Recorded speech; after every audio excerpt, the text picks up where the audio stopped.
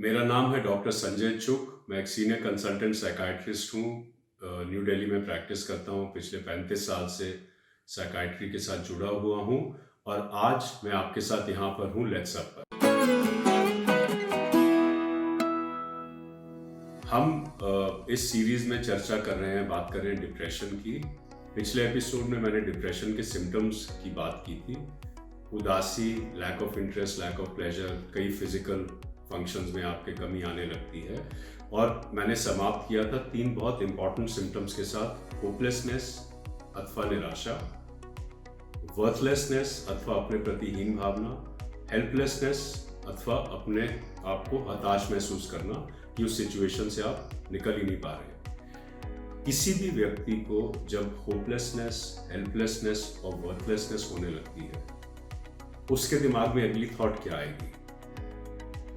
स्वाभाविक है, स्पष्ट है कि वो थॉट केवल यही होगी कि अगर मैं ठीक ही नहीं होऊंगा, मैंने अपनी जिंदगी में जो भी किया सब बेकार है, मैंने कुछ हासिल नहीं किया, कोई कामयाबी नहीं हासिल करी, मैं अपना ध्यान नहीं रख सकता, परिवार वालों का ध्यान नहीं रख सकता, अपनी जिम्मेदारियां नहीं संभाल सकता, तो ऐसे जीने से क्या फायदा?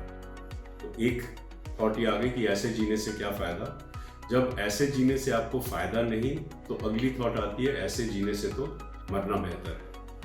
अब डिप्रेशन जो है वो किसी भी उम्र में हो सकता है। 5 साल के बच्चे में भी डायग्नोज किया गया है, 100 साल के वृद्ध में भी डायग्नोज किया गया है। जब आप चाइल्डहुड में हैं, किशोर अवस्था है, एडोलेसेंस में है, एडल्टहुड में हैं, आप मेरी तरह अगर 60 साल के भी हो गए, अगर आप रीजनेबल फिजिकल हेल्थ में हैं, तो नेचुरल डेथ आपको आने की संभावना कम है।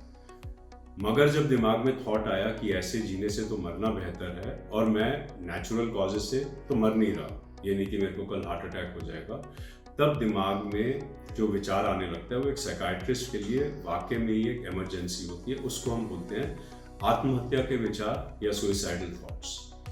आप सब ने अखबारों में पढ़ा होगा, टीवी में देखा होगा, अपने सोशल सर्कल में सुना होगा, किसी ने आत्महत्या करने की कोशिश करी, किसी ने वाकई में ही आत्महत्या कर ली। जब कोई बहुत प्रोमिनेंट व्यक्ति आत्महत्या कर लेता है तो उसकी चर्चा कई सप्ताह चलती रहती, कई महीने चलती रहती है। जिसने भी ये कदम उठाया, 90% केसेस में जो अंडरलाइंग कॉज है वो डिप्रेशन होता है। और मेरे लिए एज अ साइकाइट्रिस्ट इससे बड़ी इमरजेंसी कुछ नहीं हो सकती कि एक मेरा पेशेंट है, एक मेरा क्लाइंट है जिसके अंदर इतनी ज़्यादा निराशा बन चुकी है कि वो कहता है कि मेरे को आत्महत्या करनी है। तो सुइसाइड या सुइसाइडल थॉट्स डिप्रेशन के सबसे खतरनाक सिम्टम्स होते हैं और यहीं से मैं शुरू करूंगा अपने अगले एपिसोड में लेट्स अप के ऊपर।